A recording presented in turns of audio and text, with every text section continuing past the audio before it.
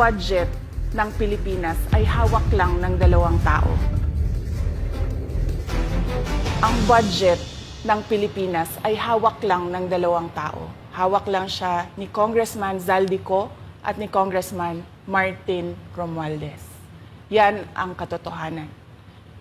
Halimbawa ko dito, medyo mahaba ito, kaya pagpasensyahan mo. Ang halimbawa ko dito, sa DepEd muna tayo. Sa Department of Education, noong taong 2023, merong 5 billion na inapprove para sa classroom construction. Nagulat ako kasi merong mga lumapit na miyembro ng House na humihingi. Hinihingi nila yung 5 billion, parte ng 5 billion na budget, experience sa ganyan. At saka ang pagkakaintindi ko, pag inapprove na yan ng Office of the President, ibibigay na yan, pagdediretso na yon sa approval at trabaho ng Department of Education sa construction ng mga classroom. Nagulat ako, may humingi. Magkano ba ang amin dyan? Magkano ba ang amin dyan? So sinabi ko, hindi pwede ito. Kasi ang mangyayari nito, hindi magagawa ng Department of Education ang trabaho namin na mag-construct ng classroom ayon sa classroom backlog at sa prioritization base sa backlog at sa classroom construction. So sinabihan ko yung isang congressman, sabihan ninyo si Martin Romualdez na hindi pwede chap-chapin ang classroom construction na 5 billion. Kaya kung makikita ninyo sa budget proposal na approved ng Office of the President, 5 billion yon. Pero nung lumabas yung GAA o yung budget approved noong 2023, naging 15 billion siya. Dahil hindi nga ako pumayag na kunin yung 5 billion, dinagdagan nila ng 10 billion yung classroom construction ng Department of Education. Yung 10 billion na yon hindi kontrolado ng Department of Education. Controlled yon ni Congressman Zaldico at Congressman Martin Romualdez. Hindi ko na kailangan ng corroborative witness dito dahil makikita niyo yon sa papel. Makikita ng taong bayan yon sa papel. NEP, 5 billion, lumabas ang budget approved, 15 billion. So maiintindihan niyo, 'di ba? Bakit pa tayo magbo-budget hearing para sa Office of the Vice President? 2 tao lang naman ang nasusunod sa budget ng bayan natin. Halimbawa, taong 2024. Kung makikita niyo, ang approved na budget ng Office of the President para sa classroom construction ay 19 billion. Noong lumabas na ang House version ng Appropriations Bill, ay naging 24 billion ito. So, approved 19 billion, paglabas sa House, naging 24 billion. At doon sa 24 billion na yon, kung hahanapin mo sa papel, kinuha nila ang 5 billion ng repairs ng classrooms at nilagay nila doon sa 19 billion para maging 24 billion siya. So ang naiwan sa repairs, sa kawawang mga classroom, ay 1 billion.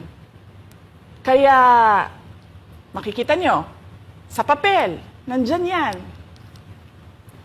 Naging 24 billion.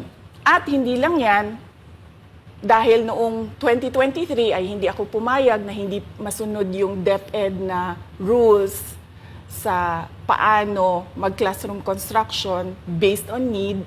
Ang ginawa ngayong 2024, inattach nila ang listahan na kung saan gagawin ang mga classroom construction worth 17 billion.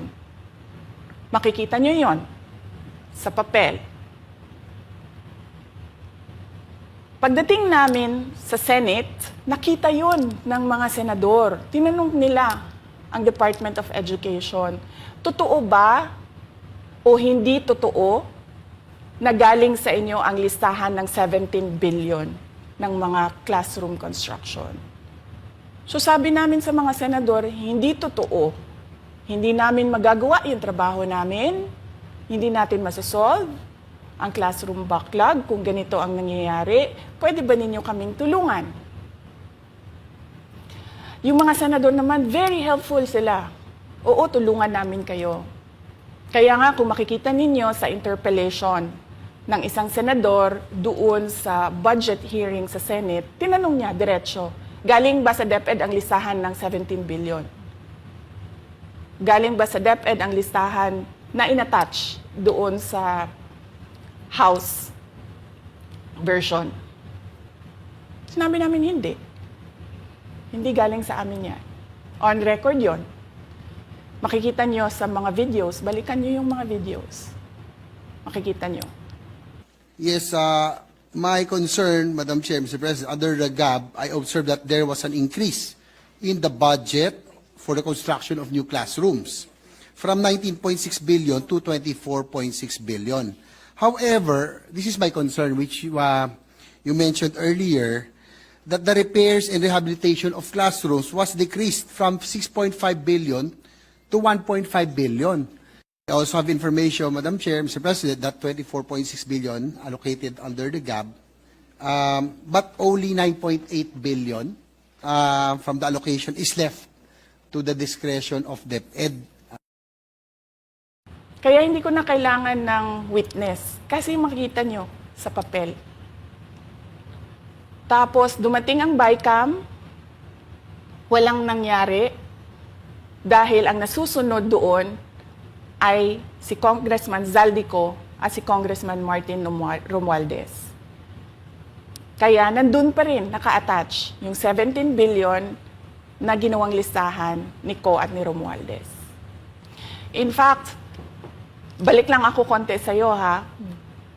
Kahit yung mga congressman, nakikita nila yung problema ng ginawa nila na pag-attach ng listahan sa budget. Kasi doon sa basic education hearing noong May 2024 ng House of Representatives, merong isang congressman nagreklamo, bakit ang tagal ng classroom construction? Bakit ang tagal? Eh sabi nung USEC ng DepEd, kasi may pabago-bago sa listahan ng DPWH dahil hindi kami ang gumawa ng listahan. Yeah, Mr. Chair, with respect to the 17 billion in Annex A of the GAA, we are not privy on how the school sites were chosen.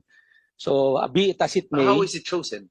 I'm not privy to that, Mr. Chair. As, when the GAP came out, there was a 14.7 billion Annex A. Then when the committee, the GAA came out, from 14.7 it became 17 billion. So we are not privy to how the list was generated. So dagdag ko lang yan doon sa confirmation na kinuha nila yung budget ng DepEd at isa yan sa mga rason kung bakit ako nag-resign sa Department of Education. Hindi na ako papayag na sa susunod na taon, ganyan pa rin ang gawin nila at ako yung mananagot sa ginagawa nila. Kaya yan yung sinasabi ko, bakit pa tayo mag-question and answer dito para atakihin niyo ako? Eh, ang masusunod lang naman sa budget, 2 tao lang.